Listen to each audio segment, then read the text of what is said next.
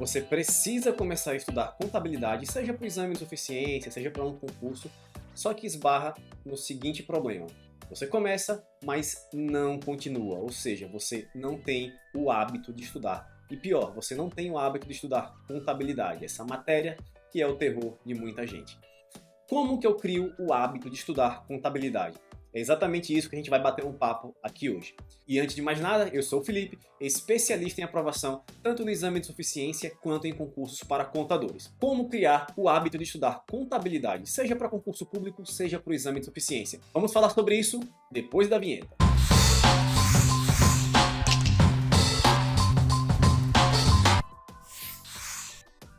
Vamos lá, para você construir qualquer hábito, a primeira coisa que você precisa ter é o seguinte, um motivo pelo qual você quer adquirir aquele hábito. No caso de estudar contabilidade, você deve deixar muito claro qual é o seu motivo. Ah, eu preciso estudar contabilidade porque eu tenho que aprender essa matéria para passar no exame de suficiência. Ou porque eu vou fazer o concurso para contador da prefeitura XPTO e lá, obviamente, cobro contabilidade. Então eu preciso aprender. Só que esse motivo não pode ser apenas ter aprovado na prova tal, passar no exame tal. Não, esse é um motivo fraco. Você precisa de um motivo forte. Qual que é o motivo forte? Quando eu estava estudando para concurso, o motivo forte era: eu quero passar nesse concurso porque eu quero ter dinheiro para viajar o mundo inteiro. E esse era o meu motivo. Minha maior motivação era essa.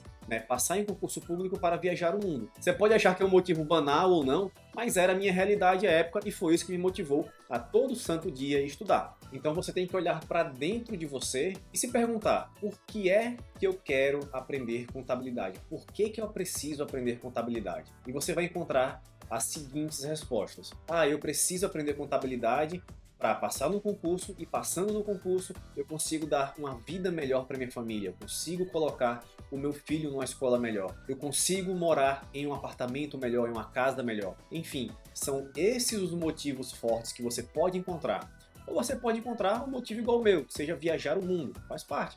Isso aí é muito pessoal. É você quem deve refletir e olhar para dentro de si. Qual o motivo forte que eu vou colocar em mente para que eu consiga criar aquele hábito de estudar contabilidade. Porque se você colocar apenas passar na prova, talvez no meio do caminho você desista, mas você não desiste de dar uma escola melhor para o seu filho. Nenhuma mãe, nenhum pai desiste disso. Então coloque esses pontos como motivadores para que você sente todos os dias e estude essa matéria abençoada que é a contabilidade. E o segundo comportamento que você tem que ter para que você adquira o hábito de estudar é: tenha um mentor, certo? Por quê? Contabilidade é uma matéria um tanto quanto difícil no começo, um tanto quanto dura, um tanto quanto áspera no início. Eu mesmo, na faculdade, demorei 1 ano e meio para aprender. Eu só aprendi contabilidade no terceiro período. E para que eu pudesse aprender, eu pedi aulas particulares a uma colega de faculdade que já sabia, que já tinha aprendido. E ela dedicou ali 2, 3 finais de semana para me dar aula e foi aí que eu consegui aprender. Ou seja, eu tive uma mentora inicialmente. Por ser uma matéria um tanto quanto áspera, é interessante, é necessário que você tenha uma pessoa ali ao seu lado que já passou pelo caminho que você quer passar, te auxiliando, porque você pode cometer alguns erros se você for sozinho. Por exemplo, você pode literalmente empacar, não entender um conteúdo. E tendo uma pessoa ali ao seu lado, essa pessoa pode explicar de uma outra forma aquele assunto e você finalmente entender. Certo? Duas cabeças pensam melhor que uma. Então é interessante que você tenha sim uma pessoa ao seu lado. E essa pessoa vai fazer o seguinte: vai tirar suas dúvidas, vai dar um direcionamento para qual matéria você deve estudar, qual a sequência, o que você deve fazer em cada passo da sua etapa. Se você quiser saber um pouco mais sobre o treinamento que eu tenho, que é o Método 3R, onde eu ensino contabilidade para concurso e exame de suficiência, é só você assistir esse vídeo aqui que eu explico de forma bem detalhada como é que ele funciona. O terceiro passo para que você crie o hábito de estudar contabilidade é o seguinte: tenha um cronograma. O que é um cronograma? Um cronograma é um mapa que vai te dizer o que você deve fazer e como fazer em cada dia dos seus estudos. Se você não tem um cronograma, você pode ficar perdido. Por exemplo, qual matéria que eu estudo hoje? CPC 16 ou CPC 27? Qual matéria que é mais importante para essa minha prova? O CPC 10 cai na prova ou o CPC 5? Com o cronograma, essas dúvidas não existem, porque ele vai dar exatamente todo o passo a passo que você deve seguir para que você crie o hábito de estudar. E quando você fica perdido assim, pensando: poxa, qual matéria que eu vou estudar? O que acontece? Você acaba ficando paralisado. E você ficando paralisado, você acaba procrastinando e acaba não executando aquela tarefa. Ou seja, aquele ritmo que você vinha de estudos foi quebrado. E para que um hábito se solidifique, é necessário que você faça ele de forma constante. Então, quando você tem um cronograma, o risco de quebrar essa constância é praticamente zero. O quarto passo para a gente criar o nosso hábito de estudar contabilidade é o seguinte: não pare. Em algumas matérias de contabilidade, você vai conseguir evoluir rápido.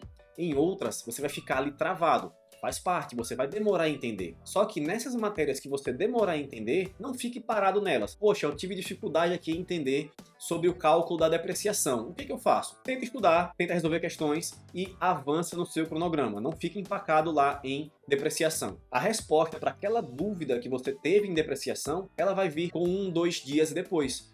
É como se você tivesse que se afastar do problema para poder ver o problema de forma geral. E isso acontece em muitas coisas na nossa vida. E no estudo é uma delas. Você dificilmente vai conseguir entender tudo de primeira. Então é necessário que você avance, porque às vezes você encontra a resposta para a dúvida que você está tendo em um outro assunto. E se você ficar parado naquele único ponto ali, você não vai chegar nesse outro assunto que vai conter a sua resposta. Então é interessante que você mantenha esse movimento, mantenha a sequência dos estudos. Não pare. Isso é comum, você ficar empacado, ter dificuldade em uma matéria ou outra, faz parte. Mas não pare, não fique travado, evolua nos seus estudos, por mais que aquela outra matéria você ainda não tenha entendido tanto. Depois você volta nela. Resuma, resolva e revise.